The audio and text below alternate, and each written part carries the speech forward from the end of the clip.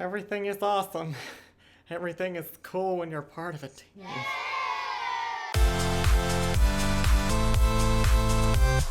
What is up, Flick fans, and welcome back to my channel. Today I am ranking all 4 of the LEGO Universe LEGO movies, and some of you may say, well, Austin, I've seen thousands of LEGO movies. I'm talking theatrically released LEGO movies only. And even though I like the LEGO video games, we're going to leave those out as well.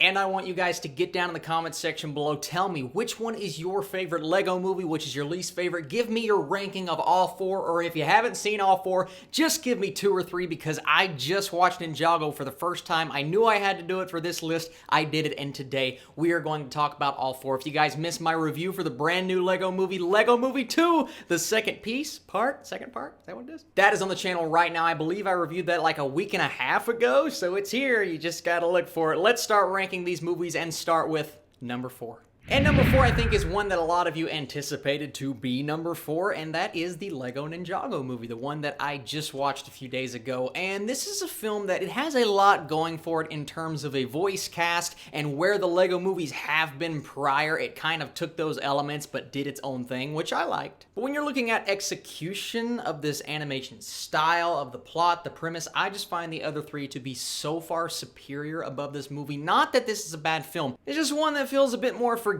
It's one that I wasn't super excited to see anyways. That's why I skipped it in theaters and just saw it recently. But it's one, after you watch it, you're like, okay, that was cute. I think that age range that it's trying to appeal to is going to appreciate it, but it doesn't have that something more that these other LEGO films has. It's not bad. It's just something I watched. I'm like, oh, that was cute. The scene with the cat destroying the city, I thought that scene was awesome. So funny, hilarious. And some of the jokes, it has that style, that upbeat, fast-paced animation style mixed with the humor, and that really works. It's just so few and far in between in this film, and for me, that's why it's number 4 on my list. Not that it's a bad movie, it's just my least favorite by far. And next up, here's where you guys get curious. What is he going to put at number 3? Well, I was struggling for a bit between these two, my number 2 and my number 3, but I came to the determination that I'm putting the LEGO Movie 2 at my number 3 slot. Not that I didn't enjoy this film, because I really liked it. I mean, really liked it. There are things in here that I absolutely love, things in here that I thought couldn't necessarily keep up with the original, but that doesn't make it something that I won't go back and watch again, because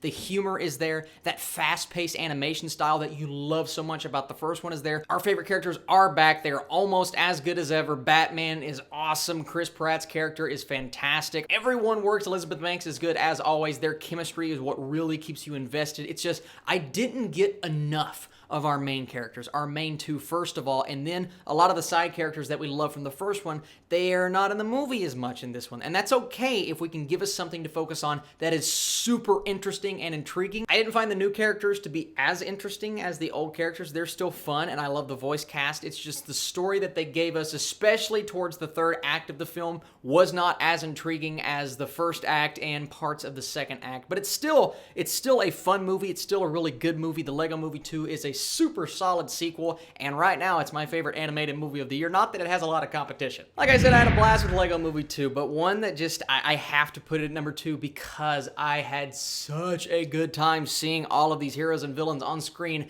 that I have read in comic books and I've seen portrayed in live action and even animation before, but this was in a brand new way, and this was more of a satirical take on this character, but I loved it nonetheless, and that is the LEGO Batman movie. I love the LEGO Batman movie. It is so funny, so good. Like I said, the satire, just one big spoof of the character, but not satirical to where you're going to sit back and go, I don't like what they're doing with my favorite character. I don't like how they're trying to make Batman look bad. They don't make Batman look bad. They do things that are funny, yes, and the jokes, they land, and the moments, they resonate. They are so great and so funny, but it's handled with care and with craft. And those emotional moments that I was talking about with Alfred and Batman, with Robin and Batman, with the entire team, with the Joker, for goodness sakes. Now, I really like Zach Galifianakis as the Joker. He's not my favorite Joker of all time. His voice as the Joker is a bit forgettable, but he has the comedic timing to pull off what they did with this character, and that's why I liked his casting so much. Will Arnett as Batman,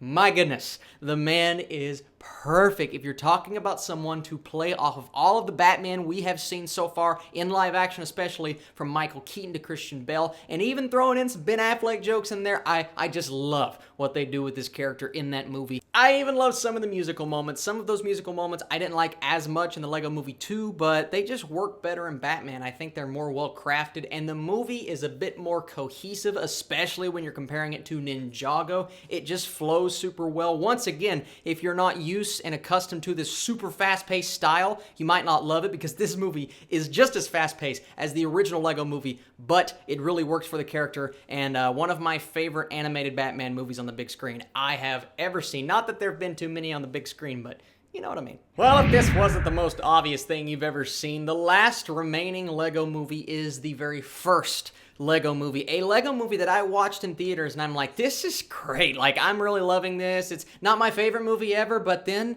I started to go back and rewatch it. I rewatched it with my friend my second time, and my friend who loves this style of humor, we laughed so hard. And then I rewatched it with my brother, and he laughed just as hard as I did, but I still laughed that third time. And the more I watched this movie, it's one of those films. It's really rare when you have this rewatchability factor where a film almost gets better every single time you watch it. For me, that's the Lego Movie. And a lot of it has to do with the fact that there's just so much in there, so many jokes, so much subtlety within the characters that you will miss your first time. You may miss it the second time. You won't catch these things until 3 or 4 times in, and even then, I don't think I've been able to catch every single joke so far, because they say it so fast, the movie moves so fast, some things have me laughing and I miss the next part. You know, when you're in a theater and you're just laughing so hard, you miss multiple parts of the film, and that did happen to me in the Lego Movie 2. There were a lot of people laughing, and I did miss moments. And so that's a testament to that film. But when you're talking about Phil Lord and Chris Miller, the directors of the first Lego Movie, who you could tell returned to produce and write the sequel like they did with Into the Spider-Verse, but they directed the first Lego Movie, and you can feel their touch all over it. They know comedy. They know what makes people laugh, but more importantly, they know a good story, what makes people invested into characters, and you immediately get invested into Chris Pratt's character, and you're immediately immersed into this world. It may take 1 or 2 moments for you to get used to the animation style, once again, like Into the Spider-Verse, but once you are, you're locked in. Well, I was locked in at least, and I was on board with all of these characters, Wild Style, and everyone that you meet along the way. Nick Offerman pops up as this pirate character, and then you have Channing Tatum as Superman. Like, this voice cast is magnificent. This story is so much fun. And then those moments towards the end, I will not spoil them, but moments that involve Will Ferrell's character, I love what they did, that twist, that turn, and the level of heart shown, the emotion in those final few scenes make the Lego Movie, the first one of my favorite animated films of the decade, one of my favorite movies in my top 10 of that year, and one that I will rewatch anytime you tell me to. And now we have a sequel, so I can watch both of them back to back, guys. I love the world that we're living in, animation thriving like it is, the fact that we have a Lego Movie on the big screen that is not just one of my favorite movies in that genre, but one of my favorite movies of the decade. Thank you guys so much for watching this video. How did you feel about the sequel to the Lego Movie? If you have seen it yet, and if not, just give me your rankings of the 3 that are out so far: Ninjago, Lego Batman, the first Lego Movie. Guys, if you haven't seen these films yet, give them a chance. I know you see the Lego Movie, oh, it's for kids, but there's a lot of adult stuff in there, adult stuff that will make you laugh and will get you invested into the storyline. Thank you so much for watching this video. As always, more reviews coming your way soon. Friday, Netflix, as always. Thursday night, more movies, and go check out my Lego Movie 2 review on my channel. I'll catch you guys very soon.